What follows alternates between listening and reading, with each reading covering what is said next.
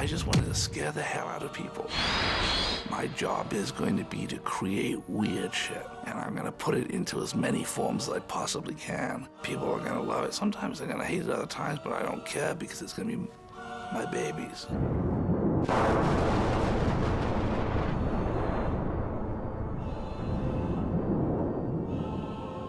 He brings great darkness, and he brings great light. Ladies and gentlemen, one is proud to present the Scarlet Letters Award to Clive Barker. Ladies and gentlemen, thank you very much. I've always been somebody who liked to do a lot of different kinds of things. I've made movies in my life, and I've written plays, and I've painted pictures and written books. I don't think of myself as being any one of those things.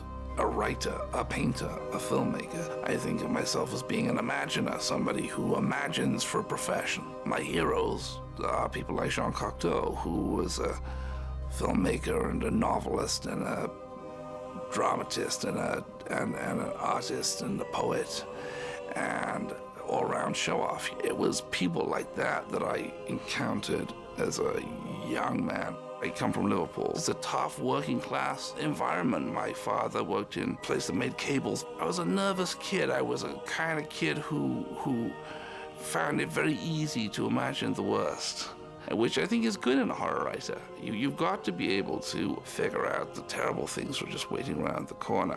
When I think of the things which scared me as a kid, 2 houses down from me, a kid committed a murder when I was 8 or 9. That was terrifying because I knew the kid, and he wasn't that much older than I was. Those things are the things that I remember as an adult now. None of the traditional Gothic images, castles and thunderstorms, and even none of that stuff really gooses me. It's really the stuff of cities and regular urban environments that chill me. I had a father who thought that the stuff that came out of my imagination was pretty twisted up, which was actually good for me in a way because it made me very defiant. It made me very defiant about the kind of material that I was determined to make.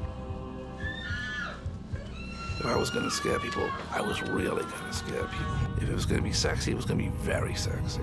If it was going to be fantastical, then I was going to blow people's minds. I would always be in some way or other a maker of extreme things. What's the matter, Trevor? Scared of something? Through my 20s, I was a man who didn't know what he was going to do. I was writing for the theater, enjoying writing for the theater. This is in London, not making any money from it, but having a good time. I had my own company, and the experience of writing for the theater really made me think hard about the kinds of effects I wanted to have on people. Out of that came a desire to write some short stories, and I wrote a collection, or a number of stories that I gave to my agent, and they initially became something called the Books of Blood. They came out first in England, and nobody took any notice of them. They were a collection of short stories. Three books of short stories that came out at the same time. And then Stephen King said some very nice things about them, extraordinarily nice things about them, and suddenly people were paying attention. I did 6 volumes, and by that time, I was beginning to get a sense of, I don't want to be pretentious about this, the metafiction. Writing a piece of horror fiction, which is also about horror fiction, became interesting. When I came to start to write, which is in my early 30s, I found I had a lot of things I wanted to tell, because over the years I listened closely to people exchanging these kinds of tales. There's something very pleasurable about being scared. Very pleasurable. I think the function of them is to do with taboo. It's to do with repressed material. Julia Kristeva, the French philosopher, talks about as stuff which has been thrown out of the culture, abandoned. These subjects, murder, violent death of every kind, madness, uncontrolled sexuality, need to go somewhere because they are the part of what it is to be human. A regrettable part of what it is to be human, but nevertheless a part of what it is to be human. They chased Candyman through the town to Cabrini Green. where they proceeded to saw off his right hand with a rusty blade. The question is, well, what do you do with those subjects? You can't talk about them over dinner, but there's a need to somehow or other express them. Split her open with his hook and then kill the baby too. One of the ways that I think we do that is in story situations. The way storytelling is presented around the world, of course, there are all kinds of regional differences which are connected to geography, which are connected to climate. I'm perfectly certain that the way an Eskimo scares you is not going to be quite the same way that you're going to scare me. There's also a great commonality here. People tell these stories because they need to tell the same basic issues. They need to address the same concerns. The first movie I ever made, a little monster movie made in the corner of my bedroom, which was an animated movie made with plasticine and my action man when I was about 13. I made a movie using the story of Salome, a little 8 or 9 minute picture, which I made when I was 17 or 18 in black and white on 8mm, which actually starred as King Herod, who was, of course, the man who orders finally the death of Salome. Doug Bradley, who later goes on to play Pinhead in the Hellraiser movies. And I then did a 15-minute movie when I was about 20 called The Forbidden, with the same title as the underlying story from Candyman, which was my very, very twisted up version of the Faust legend. The first movie was Hellraiser through accident. It was me sitting down with a man called Christopher Figg who wanted to produce a picture. I said to him, Chris, how much money do you think they might give to somebody who's never really directed a movie? I'd made these things on 8mm and 16mm. And he said, well, you've had success with the books. Let's assume that they'll give us $1 million.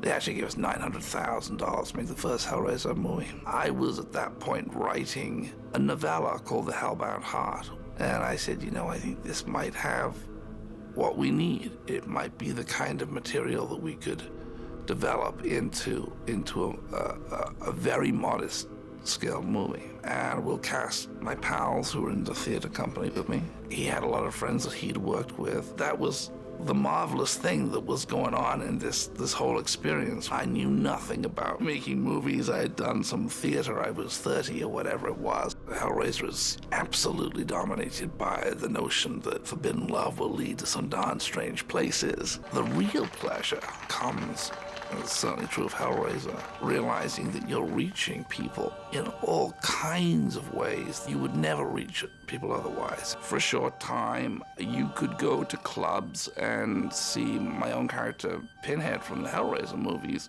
being represented by fetishists. There are, I'm sure, tens of thousands, hundreds of thousands of people who would never have read my books if I hadn't made that movie. It was a hello, this is Clive Barker movie. I'll always be the guy who made Hellraiser. I made Nightbreed after Hellraiser, which was a very troubled movie. Even though it's a movie I actually kind of like, it was a mess for all kinds of reasons that are nothing to do with the talents that were involved. I was naive and out of my depth, I think, in many ways. The third and last movie is Lord of Illusions. I say last movie, I might make some more movies. I've been enjoying producing, and I will certainly continue to do that in helping to produce Gods and Monsters for Bill Condon, for having my hands on Candyman for Bernard. I hope that one of the things I was able to do was be the kind of producer I would want were I directing this movie. Now I'm at the place where I feel as though there's always going to be a body of people who are going to like what I do, and there's always going to be a probably larger body of people who don't. And as long as I am loved with passion, I can bear to be hated with passion too.